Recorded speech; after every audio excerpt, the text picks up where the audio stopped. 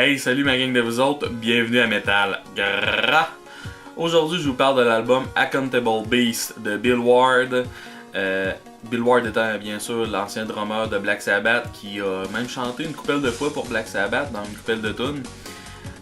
J'ai tout été un gros fan de sa voix, mais la principale raison pour laquelle que je vous parle de cet album-là, c'est que c'est un hostie de bon album, puis Chris, on dirait qu'il y a juste moi qui l'a écouté. L'album est sorti en 2015, puis il a complètement passé dans du beurre, personne n'a parlé. Qu'est-ce que j'aime de cette musique-là, c'est de la musique vraiment fuckée. Il y a beaucoup de bons groupes fuckés, mais avant-garde, peu importe comment tu appelles ça, dans le métal ou expérimental. Je pense à Vomitron, Arcturus, peut-être même Vulture Industries. Ça, c'est complètement différent de ce groupe-là. Je dirais que la base de l'album est un peu dans le groove de par le ton de la guitare et tout. Il y a beaucoup d'hard rock, mais qu'est-ce que c'est le groove pis l'hard rock aurait tout le temps été de même, ça aurait tout le temps été malade mental. Puis qu'est-ce que j'aime beaucoup, c'est qu'on sent aucune hostie d'influence jazz fusion de merde.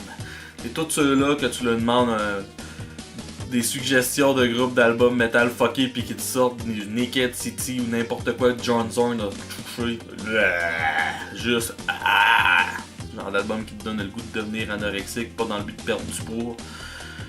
Bref, parler de la musique de cet album-là est assez difficile. D'ailleurs, je ferai pas de critique track par track. Là. Faut vraiment que vous l'écoutiez pour être capable de sentir la musique. Je dirais que les tunes oscillent entre des fondations groovy puis hard rock, mais vraiment bonnes.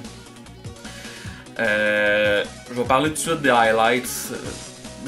Juste Leaf Killer, la tune qui ouvre l'album, va vous donner un bon exemple de c'est quoi l'album. Puis comme toutes les tunes, faut jamais que tu te fies aux 15 premières secondes. Leaf Killer se part, tu te dis ça va être du gros poche, mais non, ça vire en trip metal sur l'acide avec une chainsaw dans l'air du magicien d'Oz, avec une chanteuse d'opéra s'il vous plaît. Après ça, on a Accountable Beast, c'est une tune qui vous donne le goût d'être bagné en pensant à une orgie de lapin. Non, regarde, je suis pas capable de décrire cette musique-là, faut vraiment que vous l'écoutiez vous-même pour vous donner une idée de qu'est-ce que c'est. La meilleure tune selon moi, c'est la tune Ashes. Encore une tune qu'au début tu part et tu te dis je suis pas sûr. Puis ça, c'est le genre de tune que t'écoutes pis faut tête bang en faisant une dogface là, tu sais là. Pour citer un ami cocaïnomane que j'ai là, ça c'est vraiment du métal pesant. Je ferai pas de commentaires là-dessus, mais bref, tout ça pour dire, l'album a des petits points moins forts.